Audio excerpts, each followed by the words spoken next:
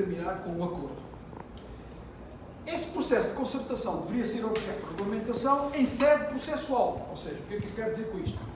Não seria uma coisa fora do processo penal, seria uma coisa dentro do processo penal, até porque esta pena estaria no Código Penal, e estando no Código Penal, o assunto deveria ser tratado no âmbito do processo penal e não fora do processo penal. Já vão perceber porque é que eu estou a dizer isto.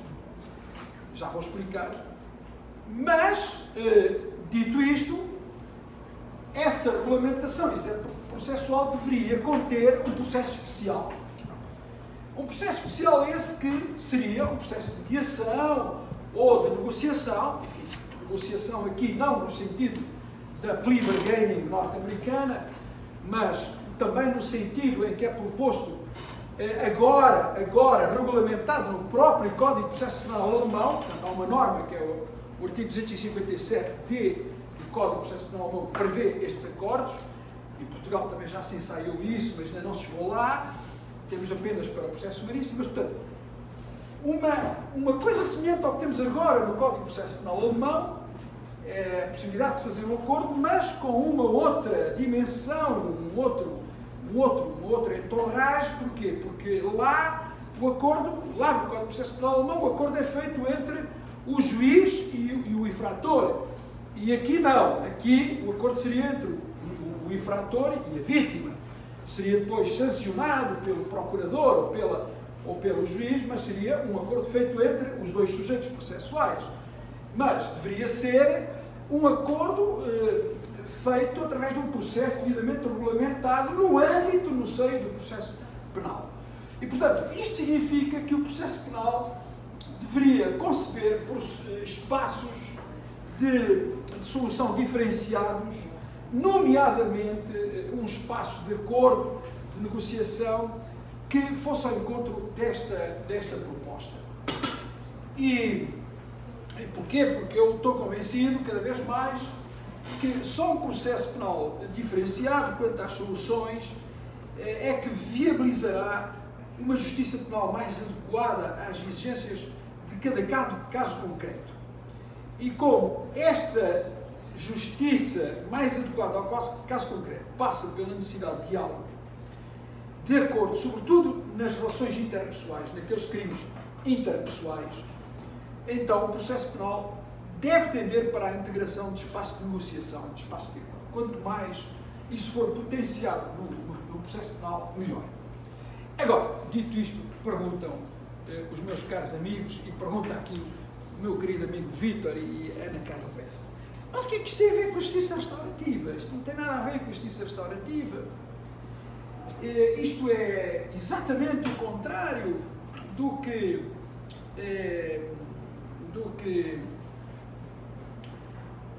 agora queria voltar ao início, Vítor. Queria voltar ao primeiro slide, se fosse possível.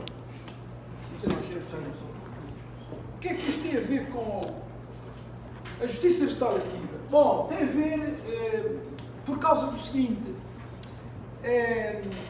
Eu entendo que a justiça restaurativa, só por si, como uma solução autónoma, alternativa ao direito penal, à justiça penal, não funciona. Essa é a minha opinião.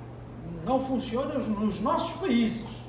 Não funciona no Brasil, não funciona em Portugal. Estou convencido disso. E estou convencido porquê? Porque o nosso sistema, logo a partir da Constituição e também por razões históricas, está muito ligado a princípios que dificilmente comportam uma solução como a justiça restaurativa que fosse pura e alternativa. Pura e alternativa. É a minha convicção. Porque, em primeiro lugar, se vocês pegarem, se olharem para a obra do Howard Serra, aquela obra Troca de Leis, se vocês olharem para essa obra, o que é que nós vemos? O que ele propõe, no fundo, é o seguinte, a doutora Ana Carla Bessa e o Vítor não me vão bater, mas o que ele propõe, no fundo, é uma desobediência ao princípio da legalidade criminal. É isso que ele propõe. Porquê? Porque ele diz assim, nós não vamos ter mais crime, não vamos ter mais tipos legais de crime. A justiça restaurativa prescinde disso. O que nós vamos ter é um dano à pessoa e ao relacionamento interpessoal. Mas eu pergunto, como é que se definiria esse dano? Como é que ele se definiria? Se nós prescindimos do princípio da legalidade criminal, do nullum crimen sine lege, como é que nós vamos definir esse dano à pessoa e ao relacionamento interpessoal? E depois, não havendo legalidade, não havendo princípio da legalidade, também não haveria garantias. Haveria uma certa indefinição e uma certa desigualdade. Digamos que, no fundo, bem vistas as coisas, na sua dimensão mais pura, a justiça restaurativa não é mais nem menos do que uma solução do direito civil. Totalmente do direito civil. Ou seja, nós temos que assumir, por muito que nos custe, temos que assumir que ao defendermos uma solução restaurativa para um problema criminal, estamos a dizer que o problema criminal deixa de ser tratado como um problema criminal e passa a ser tratado como um problema civil, privado, que se rege pelos princípios do direito civil, do direito privado. É isto que eles propõem. Basta ler a obra do Zé para chegar a esta conclusão. E depois, reparem, há um problema, é que mesmo aceitando que isto está certo, nós não podemos deixar de partir de uma base, que é a da voluntariedade, ou seja, tudo aquilo só funciona quando as pessoas estão de acordo, quando voluntariamente querem fazer aquilo. Então, e quando não querem? Quando não querem, o que é que diz Howard Zinn? Na sua candura, diz assim, bem, quando não querem, pois então o direito penal resolve. Então o direito penal está lá na mesma. Afinal está lá o direito penal. Só que afinal o que é que nós temos? Temos uma justiça restaurativa para uns casos em que as pessoas querem e temos um direito penal para uns casos em que as pessoas não querem justiça restaurativa. Mas completamente, soluções totalmente diferentes uma da outra. Então, mas como é que se compatibiliza uma coisa destas? Como é que se casa uma coisa destas no mesmo sistema? Nós teríamos dois sistemas e duas soluções para os mesmos problemas? E depois, não querendo entrar aqui em questões mais complicadas, para os cultores da justiça restaurativa pura, não há culpa. A noção da culpa cai, desaparece. Há uma noção que ocupa o lugar da culpa, que é a noção de dívida, que é uma noção própria do direito civil, como vocês sabem. Bom, e há aqui outras razões que me levam a não aceitar, digamos assim, tão generosamente quanto muitas pessoas aceitam a justiça alternativa como solução alternativa e autónoma para os problemas de natureza criminal. Eu entendo, e vou terminar agora, entendo que não tenho dúvidas sobre isso, tenho estudado minimamente o assunto para poder afirmar que a base da resolução dos problemas penais deve ser o sistema de justiça penal. Esta é a minha convicção. Mas não como ele tem sido até hoje, digamos, com a sua rigidez dogmática e com a sua rigidez sistémica. Na verdade, o direito penal, durante várias décadas, aprimorou a sua rigidez dogmática e a sua rigidez sistémica porque houve necessidade disso. Historicamente, houve necessidade de fazer isso. Reparem, havia necessidade do direito penal ser um direito constitucional aplicado. Legitimado constitucionalmente. Para quê? Para que fosse respeitado pelo próprio Estado. Ao entregar-se o ius puniendo ao Estado, teve que se colocar limites à própria atuação do Estado. Estes limites estavam onde? Ou foram colocados na Constituição. E então, daí decorreu necessariamente o desenvolvimento de um sistema rígido desde logo na dogmática, e rígido como sistema, praticamente um sistema impenetrável pelo caso. O caso não tinha relevância nenhuma para o sistema. Durante muitas décadas foi assim. Era um sistema, pode-se dizer mesmo, durante muitas décadas, foi um sistema altamente positivista, se quisermos assim. Mas isto não tem nada de mal, porque era uma necessidade que havia. Entretanto, sobretudo na Europa, tudo isto foi evoluindo e esta cultura, que é uma cultura própria de um Estado de Direito democrático, consolidou-se.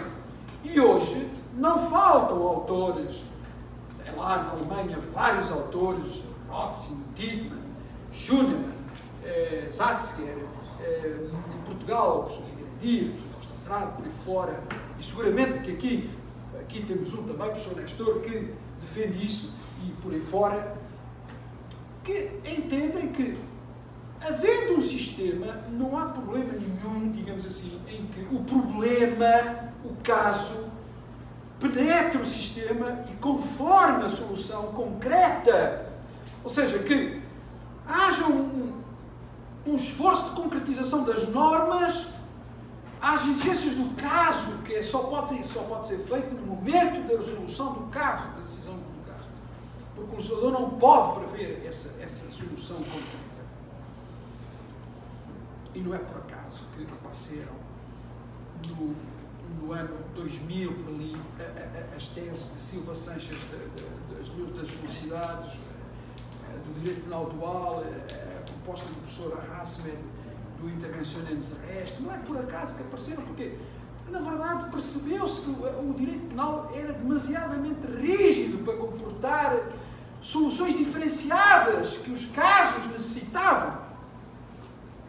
E essas propostas de velocidades diversas, se as lermos como deve ser, e não como às vezes se faz com generalizações e abstrações erradas, o que elas mais ou menos fazem é simplesmente dizer: os casos não podem ser todos tratados da mesma forma. Podem e devem ter uma solução no sistema igual, mas a sua decisão definitiva deve ser encontrada a partir do sistema, atendendo às exigências do próprio caso concreto. Isso o legislador não consegue fazer, tem que ser o julgador a fazer. E às vezes tem que ser as partes a fazer, tem que ser o infrator e a vítima a fazer. E, portanto, nessa medida, eu acho, estou convencido, que a justiça restaurativa tem uma grande lição a dar ao direito penal. Porquê? Porque o acordo, a reparação e a relevância da vítima são três coisas que nós vamos encontrar claramente assumidas como bandeiras da justiça restaurativa, que, se forem incorporadas no sistema penal, permitem que o sistema penal, não deixando de ser um sistema normativo, tenha a flexibilidade para se concretizar em cada caso, quer judicialmente, quer, às vezes, extrajudicialmente, nos processos de mediação. Eu acho que o ideal é que seja judicialmente, isto é, dentro do processo penal. Mas, dentro do processo penal, com uma certa flexibilidade, que os próprios sujeitos poderão aproveitar para, digamos, a resolução concreta de cada caso. E nessa medida, eu acho que a justiça restaurativa tem muito mérito.